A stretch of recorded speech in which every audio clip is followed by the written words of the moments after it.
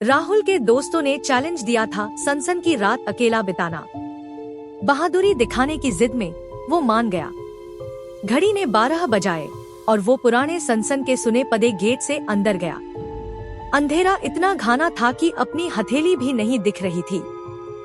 हवा में मुर्दा जिस्मों और जली लकड़ी की अजीब सी स्मेल थी। पहले तो वो कॉन्फिडेंट था, फोन की फ्लैशलाइट से रास्ता बनाता हुआ आगे बढ़ा। थोड़ी देर बाद फोन की बैटरी लो हो गई, रोशनी डिम होकर बुझ गई। अब सिर्फ पिच ब्लैक अंधेरा था। सन्नाटा इतना गहरा था कि अपनी धड़कन साफ सुनाई दे रही थी। फिर धीरे धीरे उससे कुछ सुनाई दिया, हल्की सरगोशियां जैसे हवा में घुली हुई। उसने सोचा उसका वहम है, पर आवाज बढ़ने लगी, जैसे कई लोग उसके कण के पास कुछ कह रहे हो, लेकिन समझ कुछ नहीं आ रहा था। एक तेज ठंडी हवा चली। पेड़ों की सूखी शाखें ऐसे झूमी जैसे कोई उन्हें पकड़कर हिला रहा हो। राहुल ने पीछे मुड़कर देखा।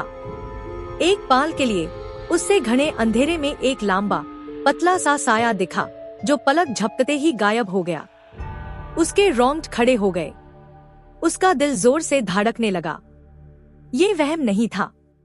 उसने भागने की सोची, लेकिन उसके पैर जैसे जमीन में गाड़ गए थे।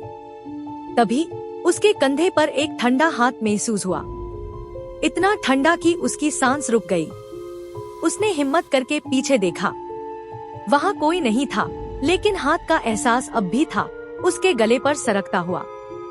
राहुल की चीख गले में ही अटक गई। उससे लगा कोई उसकी रूह को छूस रहा है। सुबह जब दोस्तों ने उसे वहाँ ढूंढा, तो वो एक पुरानी कब्र पर बेजान पड़ा था। उसके चेहरे पर डर साफ झलक रहा था, आंखें खुली और खाली थी। जब उससे उठाया तो उसके गले पर 5 उंगलियों के नीले निशान थे, लेकिन वो अब भी सांस ले रहा था। बस उसकी आत्मा कहीं और थी। वो बस एक ही बात बार बार दोहरा रहा था, वो अब मेरे साथ है। सनसन की रात, और उसकी आंखों में वो डर, वो कभी नहीं गया।